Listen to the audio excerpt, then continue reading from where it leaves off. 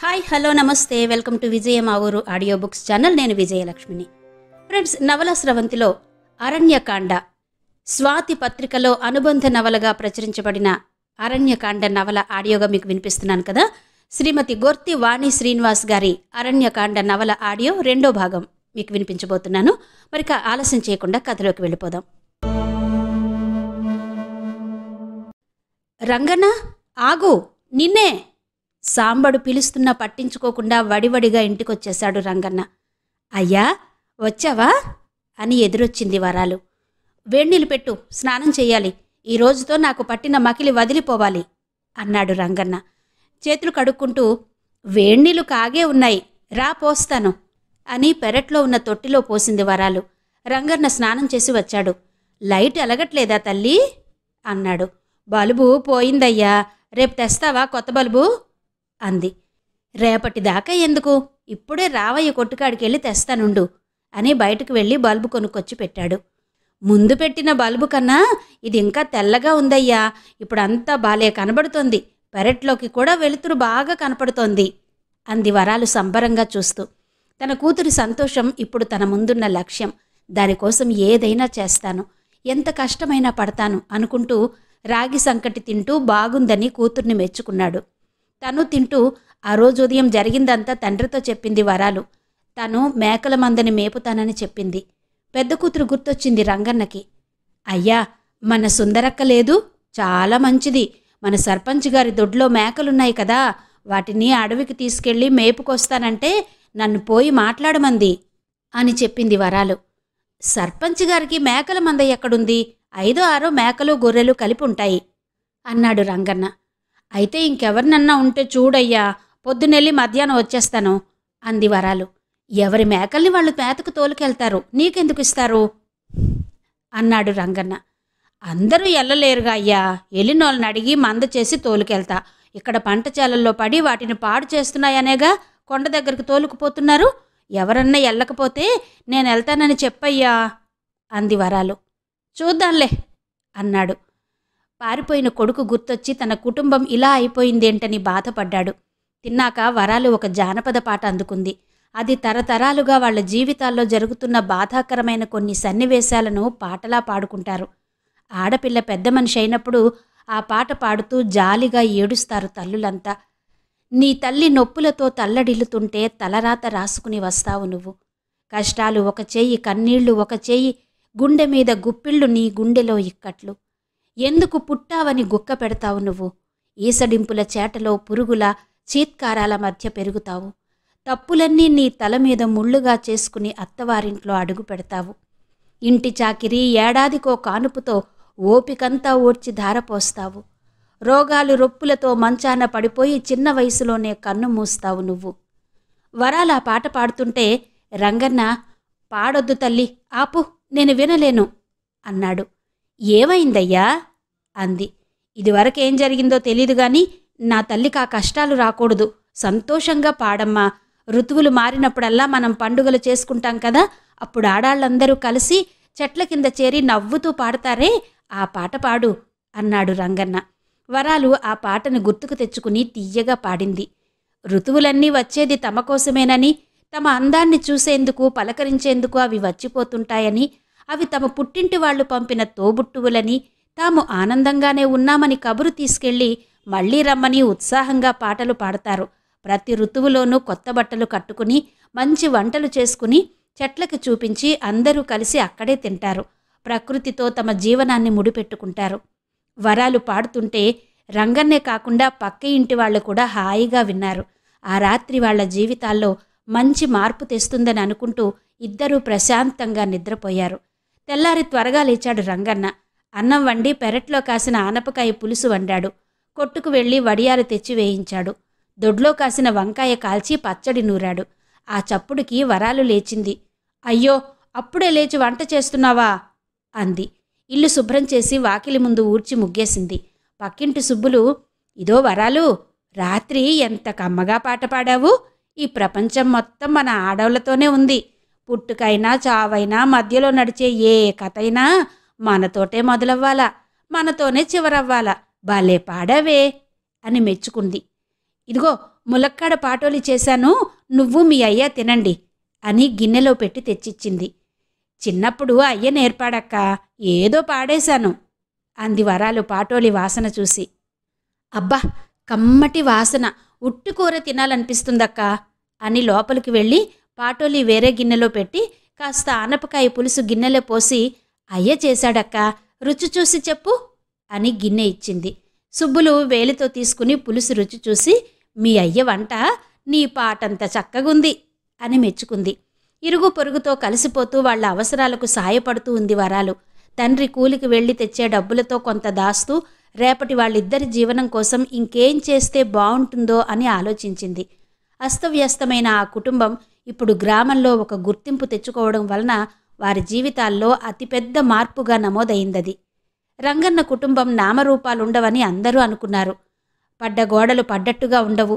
మారాలని సంకల్పం ఉంటే ఏది అసాధ్యం కాదని రంగన్న తాగుడు మానేసి నిరూపించాడు. కూతురి బాగోగులు చూసుకుంటూ మంచి తండ్రినని అనిపించుకున్నాడు. వరాలికిప్పుడు ఆకలి బాధ తీరింది. కాని అయ్య ఒక్కడే సంపాదిస్తే తిండికి తప్ప కనీస అవసరాలకు సరిపోవని తాను ఎంతో కొంత సంపాదించాలనుకుంది వరాలు. మేకల కాపలా గురించి సర్పంచ్ గారిని ఊళ్ళో వాళ్ళని అడుగయ్యా అంటూ పోరు పెడుతుంటే ఒకరోజు సర్పంచ్ దగ్గరకు బయలుదేరాడు రంగన్న. నేను నీతో వస్తా అంటూ తండ్రితో బయలుదేరింది వరాలు. దారి పొడవునా సర్పంచ్తో ఎలా మాట్లాడతావయ్యా, ఎలా ఒప్పిస్తావు, ఒప్పుకోకపోతే వేరే వాళ్ళని అడుగుతావు కదూ అని అడుగుతూనే ఉంది. పదమ్మా, 1,00,000 ప్రశ్నలు నీ బుర్ర నిండా, అలేమీ అనకుండా సరే అంటే ఇవన్నీ అనవసరం కదా అన్నాడు రంగన్న. అయ్యా, నువ్వు గట్టిగా మా అమ్మాయికే మేకల మందనిమ్మని పట్టుబట్టు, మా ఇల్లు గడవట్లేదని, మా అమ్మాయి కూడా పనిచేసి తీరాలని గట్టిగా చెప్పు అంది వరాలు. రంగన్న ఆగాడు. ఏంటయ్యా మధ్యలో ఆగిపోయావు, త్వరగా పద. అసలేందమ్మా నీ బాధ, అసలు ఆ మేకల మంద తోలుకెళ్లే పని నీకెందుకమ్మా, హాయిగా ఇంటి పట్టు నుండే పనేదన్నా చేసుకోవచ్చుగా అన్నాడు రంగన్న. అదేందయ్యా అట్టంటావు, ముందు అనుకున్నట్టే ఉండు, అక్కడికి వెళ్ళాక నువ్వు మాట మార్చమాకు అంది తండ్రి భుజాలు పట్టుకుని పదమన్నట్టు నడిపిస్తూ. నీకోసం ఏదైనా చేస్తాను తల్లి, కానీ అన్నిటికీ పసిపిల్లలా పట్టుబట్టమాక. ఏది చేసినా బాగా ఆలోచించుకుని చెయ్యి. ఇప్పుడిప్పుడే మన బతుకులు సక్కబడుతున్నాయి. మళ్ళీ ఏమాత్రం పెద్దగా ఆలేసినా విరిగిపోయే చెట్లమ్మ మన జీవితాలు, జాగ్రత్తగా అడుగెయ్యాలి అని తండ్రి చెబుతుంటే వింటూ ఉంది. ఇద్దరూ సర్పంచ్ గారింటికి చేరుకున్నారు. అయ్యా, నువ్వేం భయపడమాక, నా మీద నమ్మకం ఉంచు, పద లోనకి అంది. పెద్ద గేటు తెరుచుకుని లోపలికి నడిచారు. అటు ఇటు ఉన్న ఖాళీ జాగాలో పూల మొక్కలున్నాయి. అవతలి పక్క పశువుల కొట్టం ఉంది, మరోవైపు వడ్లపురి. అయ్యా, ఎంత పెద్దిల్లు, నేనెప్పుడూ చూడలేదు, ఎప్పుడూ నన్ను తీసుకురాలేదుగా ఇక్కడికి. అమ్మో, ఎన్ని గదులుంటాయో, ఎంతమంది ఉంటారో అని ఆశ్చర్యంగా చూస్తూ నిలబడింది వరాలు. 50 ఎకరాల మోతుబరి గ్రామ సర్పంచ్ గారు, ఆ మాత్రం ఉండదా మరి అంటూ మెల్లగా ఆవరణ దాటి ముందుకు నడిచాడు రంగన్న. సింహద్వారం దగ్గరకు వెళ్లి నిలబడ్డారిద్దరు. లోపల నుంచి పెద్దగా అరుపులు వినబడుతున్నాయి. ఒకరి ముఖాలొకరు చూసుకుంటూ కాస్త ముందుకు వెళ్లి లోపలికి తొంగి చూశారు. సర్పంచ్ గారు ఎవరినో తిడుతున్నారయ్యా అంది వరాలు. అవునమ్మి, ఇప్పుడు వెళ్ళిపోయి మళ్ళీ సారొద్దామా అన్నాడు రంగన్న. వద్దొద్దు, ఆగు చూద్దాం అని ఇంకాస్త ముందుకు వెళ్ళి చూసింది వరాలు. అక్కడ సుందరక్క కనబడేసరికి ఆశ్చర్యంగా ఆమె దగ్గరకు వెళ్ళి, ఏంటక్క ఇక్కడున్నావు అని అడిగింది రహస్యంగా. ఆగు, నీకంతా చెప్తాను. మీరే న్యాయం చెప్పండి, రాత్రి నా ఇంటికి తాగొచ్చి గోల చెయ్యొచ్చా? అవ్వా, నేనెంత పరువు గలదాన్నో మీకు తెలుసుగా. ఈడు చేసిన పనికి నేను గాని మీ సోట్లో ఉంటేనా తన్ని తగిలెద్దును అంది అక్కడే ఉన్న వీరభద్రాన్ని కొరకరా చూస్తూ. ఏరా, నిన్ను చేరదీసి నా దగ్గరుంచుకుని నీకు పనులు అప్పచెప్తే నువ్వు చేస్తోందిదా అన్నాడు సర్పంచ్. లేదయ్యా, నేనే తప్పు చెయ్యలేదు అన్నాడు వాడు. నువ్వు సుందరి కొట్టుకి ఎన్నాళ్ళ నుంచి వెళ్తున్నావు? ఓ వారం నుంచండయ్యా. ఎందుకు వెళ్తున్నావు? టిఫిన్ కోసమా? ఇంట్లో అమ్మగారు బోలెడు రకాల టిఫిన్లు చేయిస్తుంది, అవి నచ్చక వెళ్ళావా? కాదండయ్యా, ఈ సుందరి నన్ను రమ్మని కబురు చేసింది అన్నాడు సుందరి వైపు చూస్తూ. నువ్వు వీడిని రమ్మన్నావా సుందరి అడిగాడు సర్పంచ్. రమ్మన్నానండి, అదిగో చూసారా, అదే రమ్మని మీ కాడ నన్ను ఇరికిస్తోంది అన్నాడు వాడు. రమ్మన్నానండి అంది సుందరి. అదిగో చూసారా, అదే రమ్మని మీ కాడ నన్ను ఇరికిస్తోంది అన్నాడు వాడు. నువ్వాగు, ఎందుకు రమ్మన్నావు అడిగాడు సర్పంచ్ సుందరిని. మొన్నేసిన గాలికి నా గుడిసె మీద తాటాకులు ఎగిరిపోయాయి. వాన పడితే నీళ్లు కారి ఇల్లు తడిసిపోతుంది. మా సూర్యుడితో చెప్పి ఎవరైనా పాక కుట్టేవాళ్ళని తీసుకురారా అంటే ఈ కంత్రి వాడిని తీసుకొచ్చాడు చెప్పింది సుందరి. ఏరా నిజమేనా సర్పంచ్ అడిగిన దానికి అవునన్నాడు వీరభద్రం. మరి పాక కుట్టావా అడిగాడు సర్పంచ్. వీడి బోందా, వీడికేవచ్చు. మా సూర్యుడు నేను సాయం చేస్తే పైకెక్కి ఏదో సర్దాడు చెప్పింది సుందరి. మరైతే వెళ్ళిన పని పూర్తి కానిచ్చి తిరిగి రావాలి కదరా, సుందరిని ఎందుకు అల్లరి పెట్టావు అడిగాడు సర్పంచ్. అదే నన్ను ఏదో మాదిరిగా చూసిందండి, నేనంటే ఇట్టమేమోనని. నీ బొందరా, నీ బొంద, నువ్వంటే నాకిష్టమెట్టా ఉంటుందిరా. ఆ మాట ఇంకో పాలన్నావో నీ గుడ్లు పీకెత్తా. సుందరి గయ్యమనడంతో వీరభద్రం జడుసుకున్నాడు. అయ్యా సర్పంచ్ గోరు, ఈ ఆర నాకయింది, రేపు మీ ఇంట్లో ఆడోళ్ళు కవుద్ది. ఈడు ఎప్పుడు ఎలాగుంటాడో చెప్పలేం. మీరు పరువుగలరు. ఇట్టాటిదేదైనా జరిగితే ఊళ్ళో తలెత్తుకోలేరని ఈ విషయాన్ని మీ కాడికి తీసుకొచ్చా. ఆడిని ఈడ ఉంచుకుంటారో మా అనిపించుకుంటారో మీ ఇష్టం, నే పోతన్నా అని సుందరి ఇంటి బయటకు వచ్చేసింది. వీరభద్రం, నువ్వు ఈ ఇంటి ఛాయలకు కూడా రాకు, పో బయటికి, ఇక నాకెప్పుడు కనబడకుండా పో అన్నాడు సర్పంచి. వీరభద్రం తలంచుకుని వెళ్ళిపోయాడు. ఇట్టొచ్చావేంటి రంగన్న, తను నీ కూతురు కదూ అన్నాడు సర్పంచి. అవును బాబూ చెప్పాడు రంగన్న. ఇలా వచ్చావు, నాతో ఏదైనా చెప్పాలా అడిగాడు సర్పంచ్. దీనికి ఇక్కడ పని దొరుకుద్దేమో అని. ఏం పని చేస్తావమ్మాయి? మేకలు అంటున్న వరాలు నోరు మూస్తూ ఇంటి పని ఏదైనా చేసిద్ది బాబూ అన్నాడు రంగన్న. సరే రేపు రండి, అమ్మగారికి చెప్తాను, ఇప్పుడు వెళ్ళండి అని సర్పంచ్ లేచి లోపలికి వెళ్ళిపోయాడు. వరాలు రంగన్న ఇంటి బయటకు వచ్చేశారు. ఏంటయ్యా నువ్వు, మా పిల్ల మేకలు కాస్తుంది ఇమ్మని చెప్పకుండా ఊరుకున్నావు, నన్ను చెప్పనీలేదు అంది వరాలు. అప్పుడే ఆ వీరభద్రాన్ని తిట్టి పనిలోంచి తీసేసిన కోపంలో ఉండారు. నాకేమో అక్కడ కాళ్ళు చేతులు ఆడలేదు, మరోసారి వచ్చి అడుగుదాంలే అన్నాడు రంగన్న. వాళ్ళు కొంత దూరంలో సుందరి కనబడింది. అక్క ఆగు అంటూ సుందరి దగ్గరకు పరిగెత్తింది వరాలు. ఏంటక్కా, అంత పని జరిగిందా? ఆ వీరభద్రం నీ చెయ్యొట్టుకున్నాడా? ఆడు జమ్మడిపోను అని మెటికలు విరిచింది వరాలు. రంగన్న వాళ్ళ దగ్గరకొచ్చి, నేను పొలానికి వెళ్ళొస్తాను, మీరింటికెళ్ళండి అన్నాడు. సరేనయ్యా, నేను అన్నం వండి పట్టుకొస్తాలే అంది వరాలు. రంగన్న వెళ్ళిపోయాడు. వరాలు సుందరి కలిసి నడిచి వెళ్తున్నారు. ఏంది వరాలు, ఇక్కడికొచ్చావే అంది సుందరి. అదేనక్క, ఆ మేకలు కాసే పని అడుగుదామని అయ్యని తీసుకొచ్చా.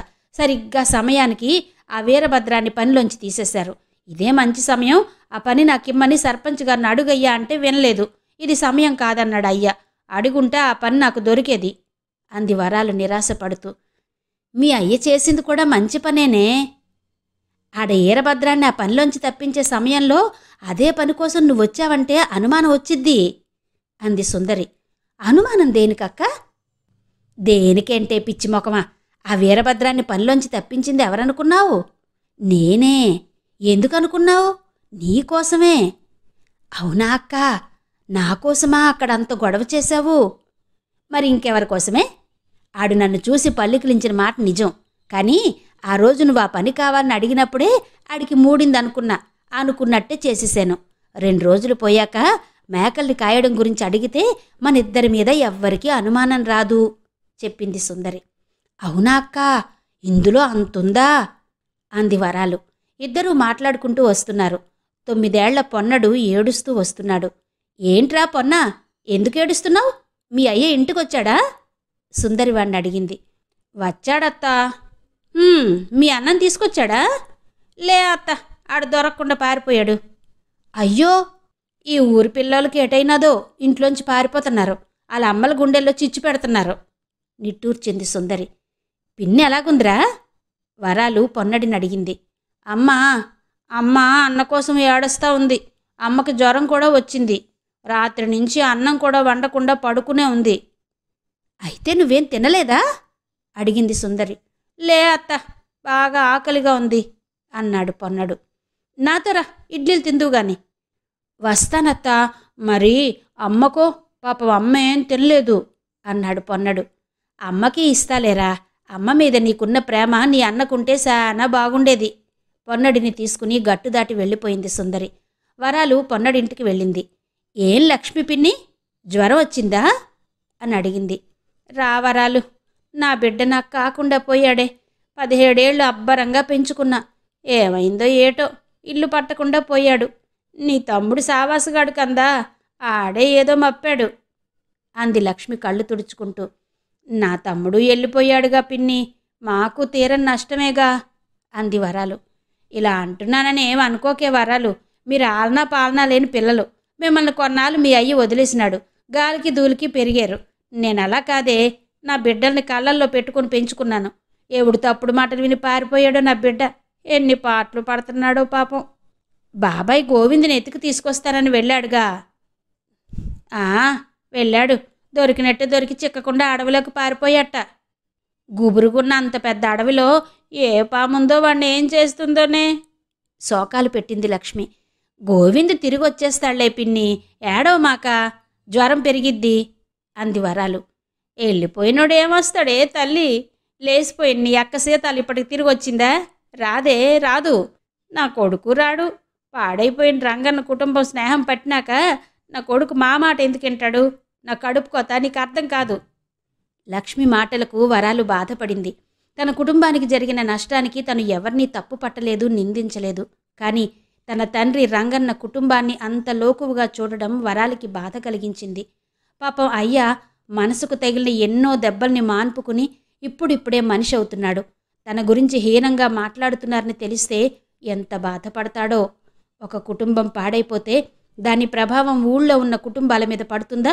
అందరూ బాగుంటేనే గ్రామం బాగుంటుంది అంటారు. అందుకేనేమో ఆలోచిస్తూ ఇంటికొచ్చింది వరాలు. లక్ష్మి అక్క తన తండ్రి గురించి అన్న మాటలు గుర్తొచ్చి ఏడుపొచ్చింది. అక్క తమ్ముణ్ణి తలుచుకుని బాధపడింది. చిన్నప్పుడు ముగ్గురు కలిసి ఆడుకున్న ఆటలు గుర్తొచ్చాయి. తమ్ముడు చాలా అమాయకంగా ఉండేవాడు. ఎప్పుడూ నా వెనకే ఉంటూ అక్క అక్క అంటూ తిరిగేవాడు. చెప్పిన మాట చక్కగా వినేవాడు. అమ్మ మాకు అన్నీ విడమర్చి చెప్పకపోయినా అయ్య రక్తం మా అందరిలో ప్రవహిస్తోంది. నిజాయితీగా ఉండే అయ్య పిల్లలు తప్పు చేస్తారా? కానీ చేశారు. అందరూ ఆ మాటే అంటూ పొడుస్తున్నారు. వరాలు ఆలోచిస్తూ వంట చేసి అరిటాకులో చుట్టి పొలానికి పట్టుకెళ్ళింది. తండ్రిని పిలిచి చేతులు కడిగించి కూర్చోబెట్టి అన్నం పెట్టింది. అయ్యా, అసలు తప్పంటే ఏంటి? తప్పు చేసినోళ్ళు తర్వాత తెలుసుకుని దాన్ని సరిచేసుకోలేరా అని అడిగింది. తప్పు నిప్పు లాంటిది తల్లి, అది ఆళ్లతోనే పోదు, అందరికీ చుట్టబెడుతుంది. జనాలు చెడుని జీవితాంతం గుర్తు పెట్టుకుంటారు, మంచిని వెంటనే మర్చిపోతారు. అందుకే ఎప్పటికప్పుడు తప్పు జరగకుండా జాగ్రత్తగా ఉండాలి. తెల్లబట్ట మీద మరక పడితే పోతుందా అమ్మా? ఇది అంతే. భోజనం తింటూ చెబుతున్న తండ్రి ఎదురుగా మోకాలిపై తలపెట్టుకుని వింటూ కూర్చుంది వరాలు.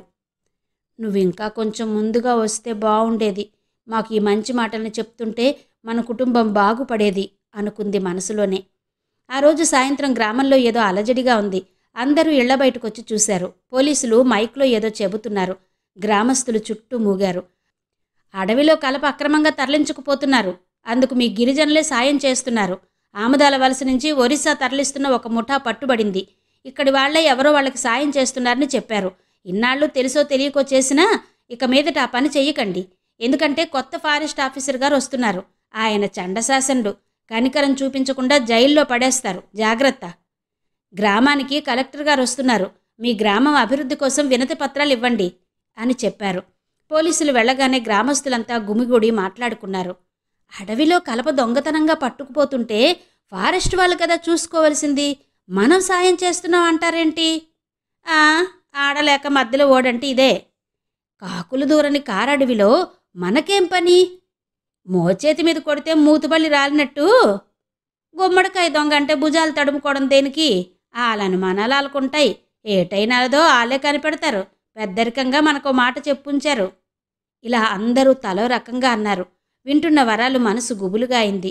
గతంలో అన్యాయంగా కేసులు బనాయించి పోలీసులు గ్రామస్తుల్ని చితకబాదిన ఉదంతాలున్నాయి. అసలు నేరగాళ్లు దొరక్కపోతే అమాయకులు బలైపోవాల్సిందే. అంత పెద్ద అడవిలో ఏం జరుగుతుందో ఎవరికి తెలుస్తుంది? టింబర్ డిపో పక్క గ్రామంలో ఉంది. దాని యజమాని పరమేశం ఆ ఊళ్ళోనే ఉంటాడు. రోజూ సైకిల్ మీద వెళ్ళి వస్తుంటాడు. పరమేశం వస్తూనే గుమిగూడిన గ్రామస్తుల ముందు సైకిల్ ఆపాడు. ఏమైంది?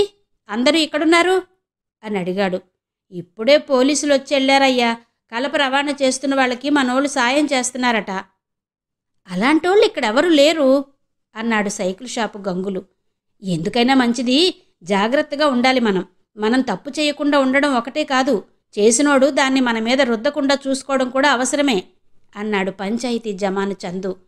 సరే, మన జాగ్రత్తలో మనం ఉందాం. నేను ఫారెస్ట్ ఆఫీసర్ గారితో ఒకసారి మాట్లాడతాను అన్నాడు టింబర్ డిపో యజమాని పరమేశం. ఆ తర్వాత ఎవరింటికి వాళ్ళు వెళ్ళిపోయారు. మర్నాడు కలెక్టర్ వచ్చి గ్రామం అంతా తిరిగి చూశాడు.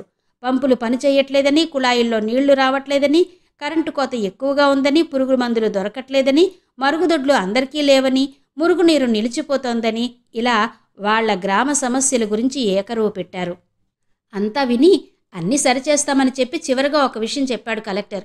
మీ గ్రామం మీద పోలీసు నిఘా ఉంది. ఆ పెద్ద కొండకి అవతల రోడ్డు ఉంది చూశారు? ఆ దారంట అర్ధరాత్రి కొన్ని లారీలు వెళ్తున్నట్టు తెలిసింది. అక్కడ పోలీస్ గస్తీ పెట్టినా కొండకి అటుపక్క నుంచి వెళుతున్నట్టు అనుమానంగా ఉంది. మీలో ఎవరైనా అక్రమ తరలింపుకు సహకరిస్తూ ఉంటే ఇప్పుడే మానేయండి దాని గురించిన పూర్తి వివరాలు మాతో చెప్పి సహకరించండి. మీరంతా అమాయక గిరిజనులు, మాకు తెలుసు. వాళ్ళిచ్చే కాస్త డబ్బు కోసం మీ నీతిని వదులుకోకండి అంటూ గంటసేపు స్పీచ్ ఇచ్చి వెళ్ళిపోయాడు. అసలేం తరలిస్తున్నారో, ఎట్నుంచి తీసుకుపోతున్నారో, ఎవరు సాయం చేస్తున్నారో కూడా తెలియకుండా ఈలో పెద్ద ఆఫీసర్లు మళ్ళీను వీళ్ళకి మనమే దొరికాం తేరగా అనుకున్నారు గ్రామస్తులు. అయ్యా, సర్పంచ్ అయ్యే మేకల గురించి అడిగావా? నాకు ఇస్తానన్నాడా అడిగింది వరాలు. అడిగానమ్మా అన్నాడు మంచానికి నులకతాడల్లుతూ రంగన్న. ఏమన్నాడు? ఇస్తానన్నాడా? కళ్ళింతలు చేసి అడిగింది. ముందు ఒప్పుకోలేదు చెప్పాడు రంగన్న. ముందు సరే, ఆ తర్వాత అడిగింది వరాలు. ఆగమ్మా, నీకంత తొందరేను. ఆడపిల్ల అంత దూరం వెళ్ళి మేపగలదా అని అడిగాడు. అదేం పర్లేదు, మేపుద్దు అనకపోయావా అంది గబాలన వరాలు. ఆ మాటే అన్నాను. అప్పుడేమన్నాడు మరి? నీ పెద్ద కూతురు కొన్నాళ్లు మేకల మందన తోలేదు కదూ అన్నాడు. అవునన్నాను. వాటిని వదిలేసి పారిపోయిందిగా అన్నాడు. నా చిన్న బిడ్డ అలాంటిది కాదు, దానికి బాధ్యత ఎక్కువ అన్నాను. సరే, మిగతా వాళ్ళవి కూడా ఇమ్మని చెప్పలేను గాని నావి మాత్రం ఇస్తాను, అది నీ మొహం చూసి అన్నాడు. సరే, రేపు పొద్దుటే మా అమ్మ వస్తుందని చెప్పాను అన్నాడు రంగన్న. మా అయ్య మంచోడు, రేపు తెల్లారకుండానే ఇంటి పనులన్నీ చక్కపెట్టేసి మేకల్ని మేతకు తోలుకెళ్తాను అంది వరాలు ఉత్సాహపడుతూ. ఏమ్మా, అదంత తేలిక పని అనుకున్నావా? ఆడపిల్లవి, తుప్పల్లో పడి తిరిగే పని నీకెందుకమ్మా? హాయిగా ఏ పాచి పనిలో చేసుకోకుండా. తండ్రి మాటకి మౌనం దాల్చింది వరాలు. ఎప్పుడు తెల్లారుతుందా అని అప్పటి నుంచి ఎదురు చూస్తూనే గడిపింది. మర్నాడు ఉదయం లేచి పనులు పూర్తి చేసుకుని సుందరి దగ్గరకు వెళ్ళింది. ఏంది వరాలు, పొద్దున్నే ఇట్టొచ్చావు అంది సుందరి. అక్కా, నీతో మాట్లాడాలి, ఓసారి ఇటొస్తావా? సుందరి కొట్టు సూర్యుడికి అప్పజెప్పి లేచి అవతలకెళ్ళింది. అక్కా, మేకల్ని తోలుకెళ్లేందుకు సర్పంచ్ గారు ఒప్పుకున్నారు. ఇంకేటే, నీకు కావలసింది దొరికిందిగా, నీ రొట్టి విరిగి నేతిలో పడ్డట్టే అంది సుందరి. నిజమే, కానీ నువ్వు నాకు అండగా ఉంటావా? దేనికే నా అండ? ఎందుకు భయపడుతున్నావు? భయం కాదు గాని ఏదైనా అపాయం వస్తే మాత్రం నువ్వే ఉపాయంతో తప్పించాలి. అసలే అయ్య భయస్థుడు, ఊరికే కంగారు పడతాడు. ఎటొచ్చినా నువ్వు మాకు అండగా ఉంటానని మాట ఇయ్యక్క. ఉంటానే, ఉండక యాడికి పోతాను? జాగ్రత్తగా ఎల్లమ్మీ అంది సుందరి. జాగ్రత్తగా ఎల్లమ్మీ, ఒక్కదాయివే వెళ్తున్నావు, పెందల కడ ఇంటికొచ్చేయి జాగ్రత్తలు చెప్పి పంపింది సుందరి. మేకల్ని తోలుకుని అడవి దగ్గరున్న కొండవారికి బయలుదేరింది వరాలు. ఊరు దాటగానే సన్న కాలిబాట, అటూ ఇటూ గుబురు చెట్లు, పెదకాపుల జీడి మామిడి తోటలు. తోటల్ని దాటగానే చిన్న వాగు, దాని పక్కనే కొండ చుట్టూ విస్తరించిన దట్టమైన అడవి. మేకల్ని మేపేందుకు వాగు దగ్గరకు వెళితే అక్కడ చెట్లు బాగా ఉంటాయి. ఊళ్ళో పశువుల్ని మందల్ని మేపనివ్వరు, చేలలో పడతాయని, దొడ్లలో అలవాటు పడి పాడు చేస్తాయని. చిన్న చెట్టు, పెద్ద చెట్టు, మహావృక్షాలు ఎన్నో ఉన్నాయి. తను తెచ్చిన కొంకి కర్రతో చెట్లు కొమ్మల్ని వంచి మేకలకు అందించింది. ముందుకు వెళితే దట్టమైన అడవి ప్రాంతం. పక్క గ్రామం నుంచి కొందరు వ్యక్తులు పశువుల్ని మేపడానికి వచ్చారు. వాళ్లలో ఒక ఆడమనిషి కూడా ఉంది. ముక్కుకి బేసరి, కాళ్లకు కడియాలు, ఎడంవైపు జుట్టుముడి, చుట్ట కాలుస్తూ కూర్చుంది. ముతక చీర కట్టుకుంది, జాకెట్ వేసుకోలేదు. వయస్సు 50 ఉండొచ్చు. ముడతల పడ్డ నుదురు మీద పచ్చబొట్టు ఉంది. ఆమెను చూసి చిన్నగా నవ్వింది వరాలు.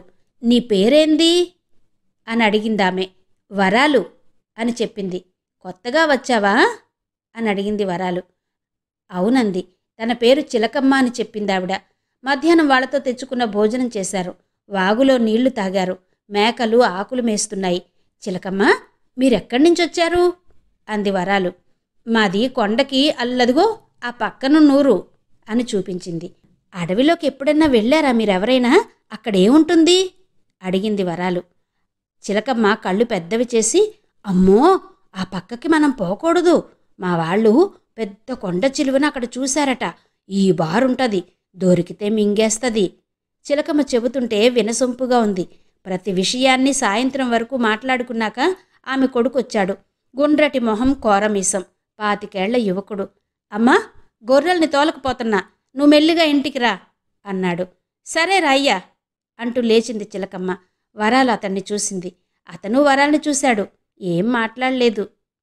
హే టి టి హే అంటూ గొర్రెల్ని తోలుకుని వెళ్ళిపోయాడు.